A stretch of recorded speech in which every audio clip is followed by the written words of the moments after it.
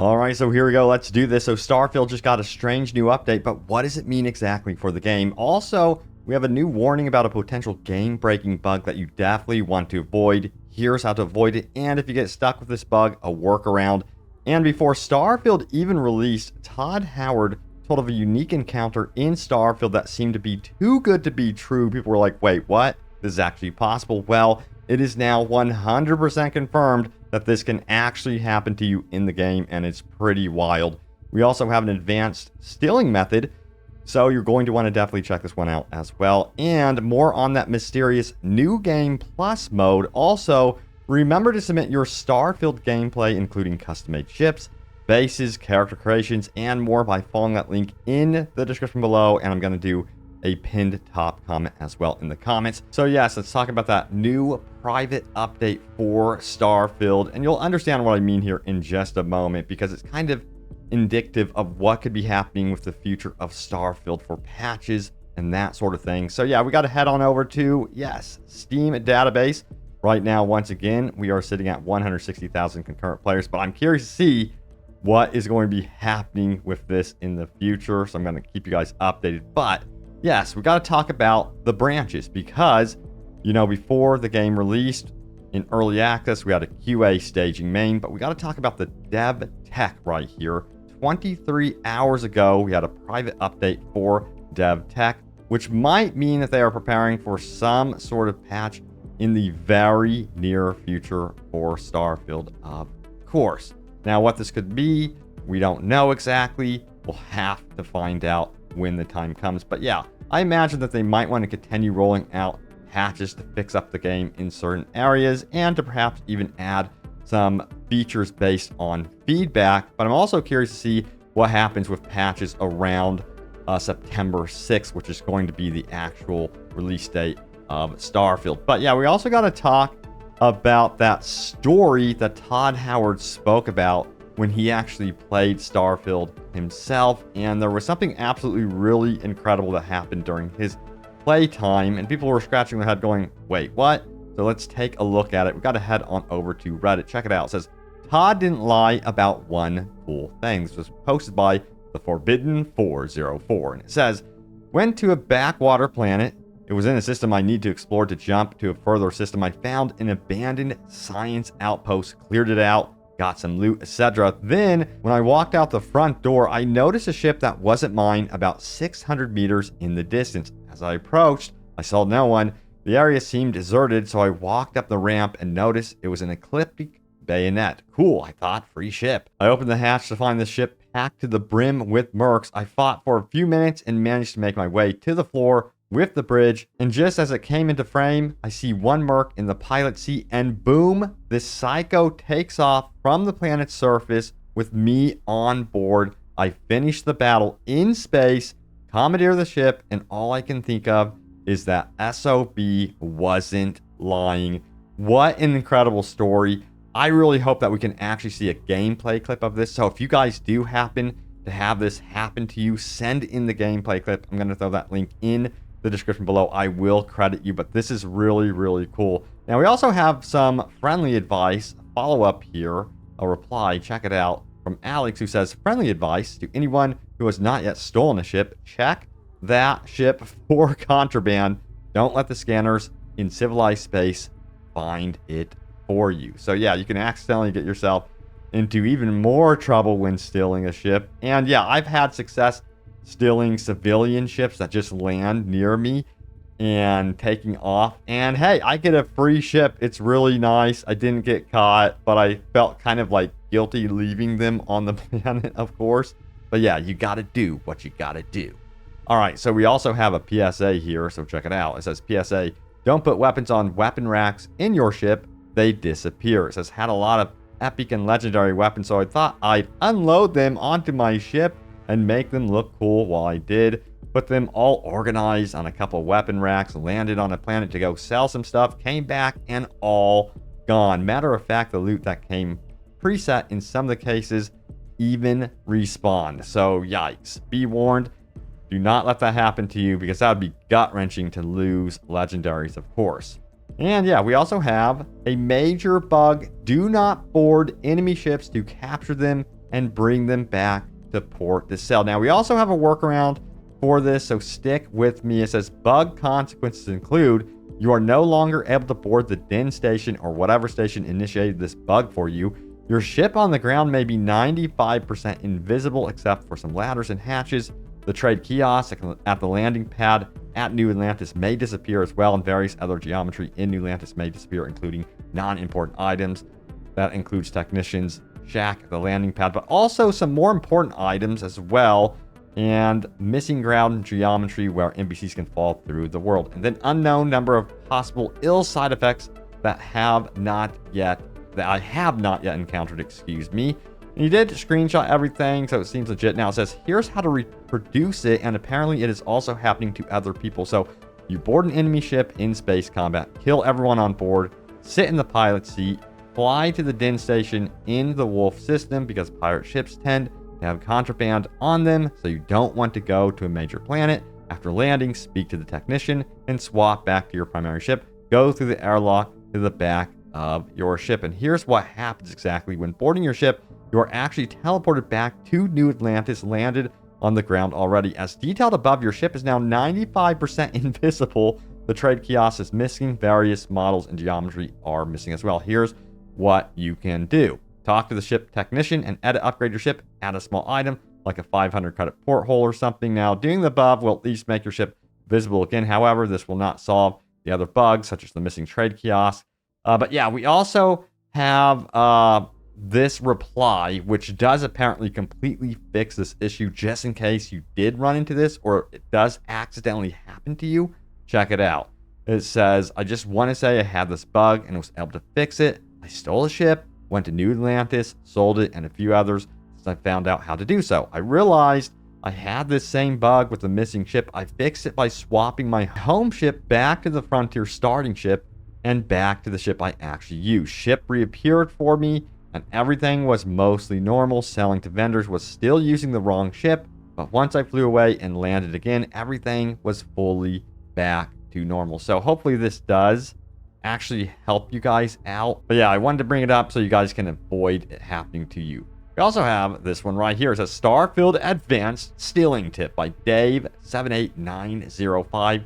6,000 upvotes. Let's play the footage right now, shall we? So it shows a creative way on how to essentially not get caught at all when stealing items from, say, a shop right in front of the person blatantly stealing it. You gotta use an object and just essentially scoot the item out of, eyesight of the person that you're concerned about looking at you when doing this. And this actually apparently works. I kid you not. And there's also some clips that people have been showcasing where you can put the item somehow straight into like a bucket like this. But yeah, apparently this does work, so try it and see what happens. I'm curious to see that now this has been discovered, if somehow Bethesda will know to patch this or not. So yeah, we'll see what Bethesda does to potentially respond to this.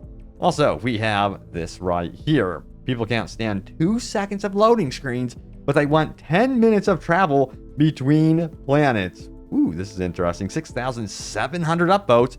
That's why I can't take these criticisms seriously. To me, it's people complaining just to complain. If the game had interplanetary travel and no loading screens, they'd find another big problem to talk about all day on Reddit. Oh boy, he went there, didn't he? So yeah, let me know your stance on this one. I was kind of prepared for what Starfield actually turned out to be, just because of what they were saying about the game before it released, that, hey, don't expect things to be seamless from orbit to the planet. So I thought immediately, okay, there's probably going to be a small loading screen. I'm okay with that as long as the Bethesda DNA is here through and through.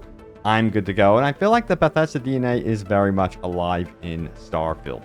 All right, so next up we have this one. I am an idiot and Reddit saved Starfield for me. This is interesting. It comes from Corgi Sadie, who says, yesterday I posted about how I had wanted to love the game so much, but just couldn't get into it. I got some great feedback in the comments, But one user preferred to remain anonymous. I asked, reach out to me in chat and talk me through some of my issues. Most notably, the tutorial isn't great. It's a very deep game and you need to figure out where to find stuff, such as being able to put loot right into your ship's cargo, even if you're not on the ship, but in the same zone, or not needing to constantly go to the map, but just using the scanner when your ship is to land somewhere, and recommending to go to Neon directly as an alternate start zone.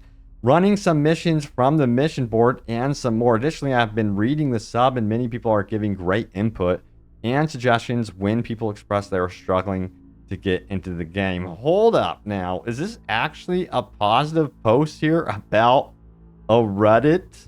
Wow, this is actually amazing. It says, this is what a sub should be for, and I'm thankful for everyone sharing their point of view. Long story short, I've managed to get into the flow and I'm having a great time. The game is huge and seems quite complex, so Reddit will hopefully be a great forum for tips and tricks moving forward. Wow, that is such good news to hear. Now, my experience, I will admit, was somewhat similar when I started Starfield. I was a little bit concerned about the fast travel system, the loading screens, and then I found out about some of those shortcuts with actually traversal and things like that, and it helped immensely for me personally.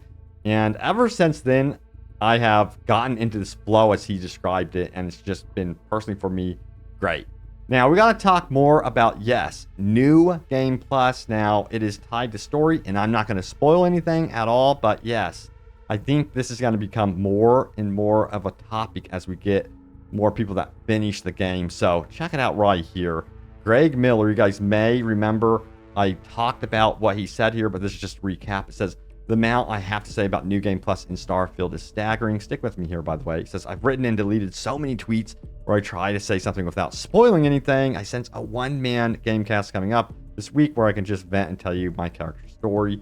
And we actually did get a reply here from someone, from JS Space Ninja, who says, I rarely ever do New Game Plus. Like when the credits roll, I like to be done and move on. And Greg Miller did follow up and reply. He says, this is usually me. However, I'm going to roll credits again in Starfield tonight for the third time. So you could see how impressive New Game Plus actually is. And he even teased a little bit more here as well, saying this right here. So you can kind of see something's going on with his game. I'm very curious. Also, we have Blessing Jr. who says, Greg messaged a few of us about a thing that happened deep into his multiple playthroughs of Starfield that's convinced me to go back and do a New Game Plus run. So apparently this game gets better and better even as you get further and deeper into the New Game Plus experience.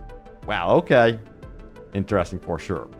All right, so yes, let's go over your top comments. Remember, leave a comment down below. It could end up right here in a future video. So what was my most recent video about? That's a great question. So let's go ahead and take a look, shall we? So here it is right here. Starfield is doing the impossible, plus big New Game Plus news, devs respond, and more. Check out that video if you missed out on that. Some really cool stuff going on there. But let's see what you guys had to say. We have Dwarf Warrior Games 9497 saying, the annoying thing about the field of view slider is it's in the game. You could use it in the camera mode, but not while you're playing. I noticed that as well. That is crazy. But yeah, hopefully the mods are enough for now. Now, Itcherel says, small point to point out, you don't have to have paid $100 to play in early launch. I paid for just the digital upgrade portion on Game Pass and was given full access. Yeah, okay, yes, that's extremely important to know as well there. Now, we have Deco9414 who says, personally, I'm having so much fun in Starfield right now. I have the same feeling from when I first explored Fallout 4. Been playing all night and all day since early release. I'm nearly at the end of the main story and looking forward to the New Game Plus, where I can finally start building my character relationships, building my home base, and collecting everything there is. Nice. And we also have Rice Patty who says you can fast travel from almost anywhere in the game. Just pulled up the star map and pick a spot, even land on the planets in one cutscene. You can also chart routes from discovered systems to discovered systems, so you can jump 4 to 5 systems if your ship's drive allows it. Yeah, again, there's a lot of options here to make sure it's not too load screen heavy, I suppose you would say. And then, yes, this is a great point. We have, how do you say this? Sawan Win Jester, who says, the music in Starfield is god tier. Rarely a game has been so ambience heavy, and a lot that comes from Inin Zur's fantastic score. Absolutely. I'm telling you what, they nailed it with the musical score, and I was so happy to hear that he was actually composing this one. Just thrilled. I immediately knew, hey, we're in good hands. This is going to be fantastic. And it is. But yeah, thank you all so much for all the comments. I wish I could read all of them off right now. But again, I definitely checked out practically every single comment you guys leave. So yeah, I'm going to try to actually reply to you guys as well more and more. But thank you so much for watching. Stay tuned here for more Starfield news and updates. And I will see you all next time. Take care.